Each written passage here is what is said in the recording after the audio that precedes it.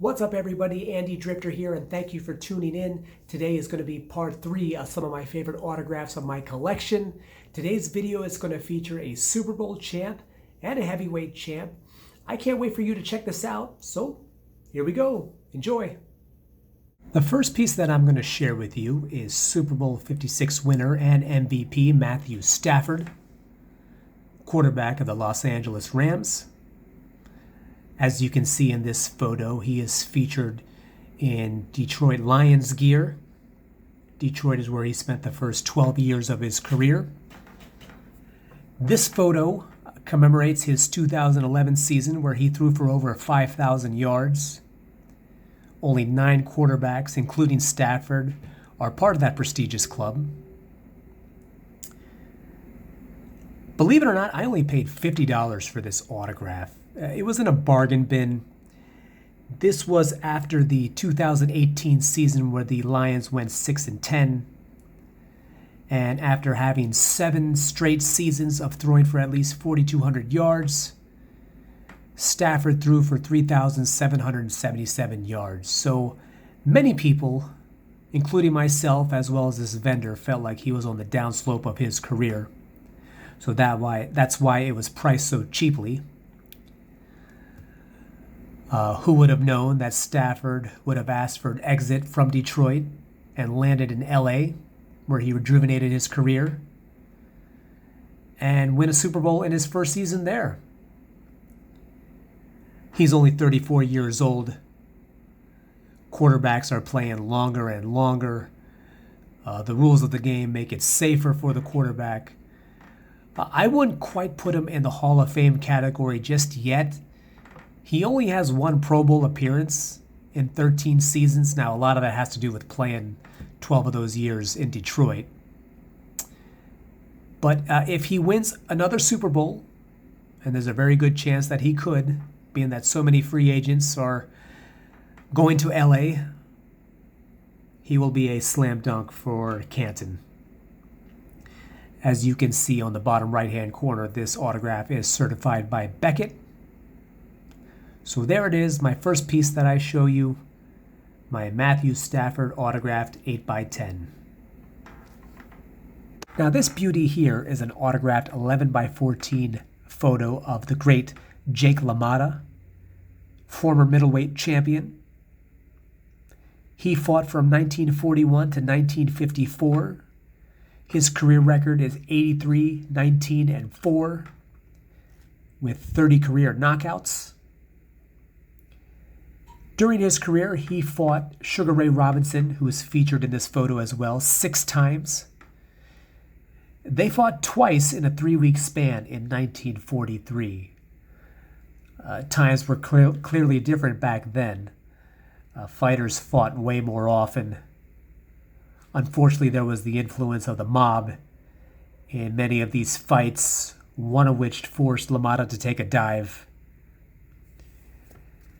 He was famously portrayed in the film Raging Bull, which came out in 1980, starring Robert De Niro and Joe Pesci, directed by Martin Scorsese. A classic film, one of the best films of all time, not just sports films, but just best films, period. De Niro won his 2nd career Oscar for portraying LaMotta.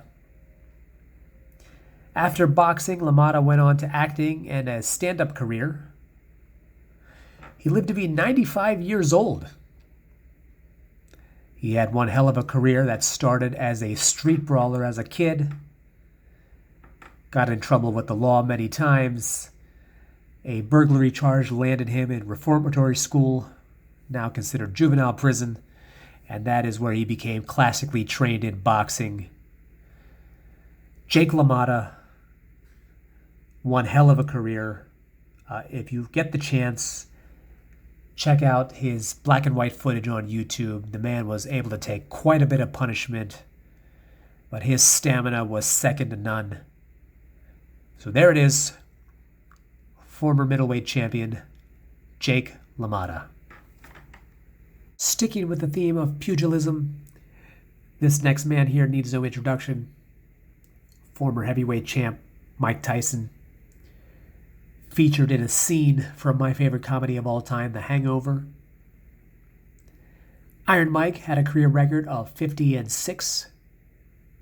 44 of those wins came by knockout. In November of 1986, at the ripe old age of 20, he became the youngest heavyweight champion ever, and that record still stands today.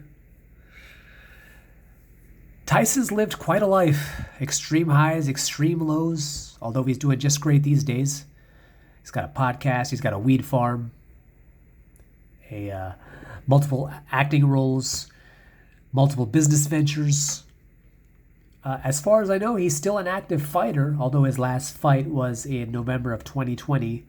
That was the 4-round exhibition fight against Roy Jones Jr.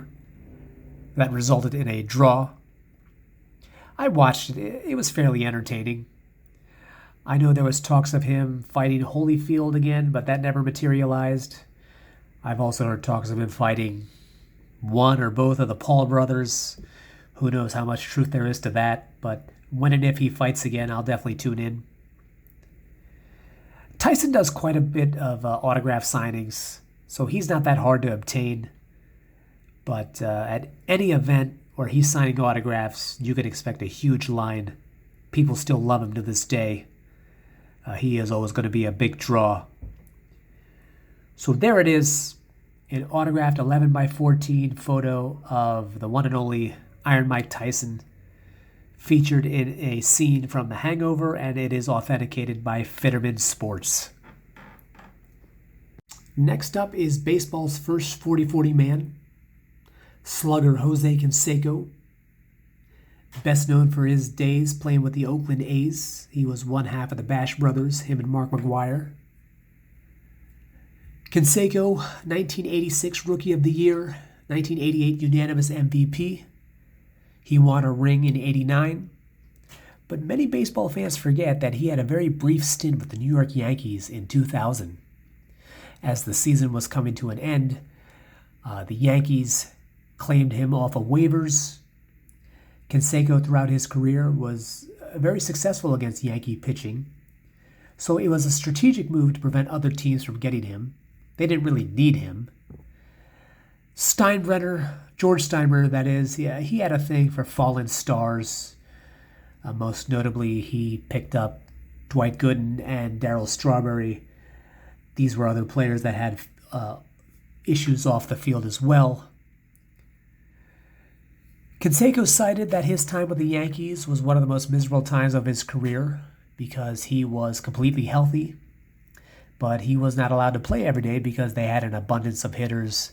And like I said, they didn't really have any use for him. It was a chess move, obtaining him and taking him away from other prospective teams. He was on that World Series team in 2000. He did have one at bat in the World Series. I believe he struck out. So he did get a ring.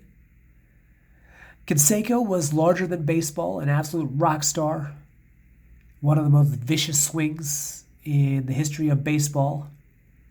462 career home runs. Probably would have had over 600 had he stayed healthy more often. In 2005, he wrote the book Juiced, which really shed a light on steroid use in baseball. It was a New York Times bestseller. Canseco, he does a lot of autograph signings. You know, I really hate to say this about somebody, but I'm going to guess he relies on that income. But he is not hard to get. I can't count how many times I've seen him over the years, but I've gotten to meet him. He was my favorite player as a kid, so he's very nice, very pleasant to deal with. There aren't too many autograph photos that I've seen of him in Yankees gear, so that's why I thought I'd add this to my collection. So there it is, former slugger and author, baseball's first 40-40 man, Jose Canseco, and this is certified by JSA. Every so often, an autograph signing comes up that I completely rearrange my schedule for, and this is one of those rare occasions. You're looking at an autograph photo of Chargers quarterback Justin Herbert. If you're already subscribed to my channel, you may have seen the shorts that I uploaded of him signing this piece. I had to do a double take when I found out that he was doing a public autograph signing. By the way, I find out about all my autograph signings through Crave the Auto. That's www.cravetheauto.com, or you can use their app. This was a big 2-day or 3-day event, rather, in Edison, New Jersey. It was only a couple of weeks ago. I had to make sure there wasn't some other player named Justin Herbert who played in the NFL. There wasn't. It was this one and only Justin Herbert. This guy is the total package. Arm strength, accuracy, mobility. I paid $175 for this, which I thought was a very fair deal. Just to give you an idea, Micah Parsons was also at this autograph signing. I believe his rate was $185 per item. Justin Fields and Trey Lance were also there, and I believe their rates were somewhere in the $130 per item range.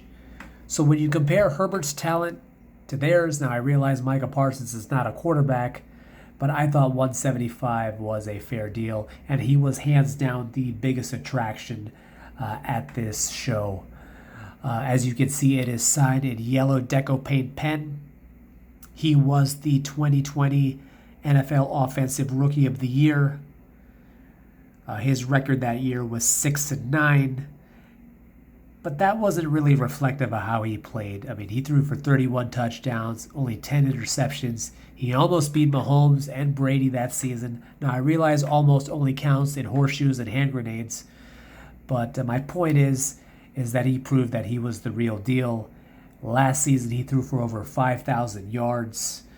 So it's going to be interesting to see what him and Joe Burrow do in the next 5-10 years. I mean, those two will always be attached because they were drafted the same year. Burrow, of course, already has a Super Bowl appearance, but I could definitely see Herbert making it to the big show at some point in his career as well. The Chargers, they just got Khalil Mack, which was a big acquisition. So we will see what the Chargers do. Hopefully his career doesn't end up like Phillip Rivers, where there's a lot of close games, a lot of playoff appearances that didn't really result in much. I think Herbert is better than Phillip Rivers. I think he's a special player. You know, when the words generational talent often gets thrown around casually, but in this case, the term does fit. He is a generational talent. There it is. LA Chargers quarterback Justin Herbert, signed in the yellow deco paint pen, which is a very nice touch, and authenticated by Beckett. So thank you for watching. I hope you enjoyed that. If you haven't already, please hit the like button, hit the subscribe button, and I will see you again soon in my next video. This is Andy Drifter signing off.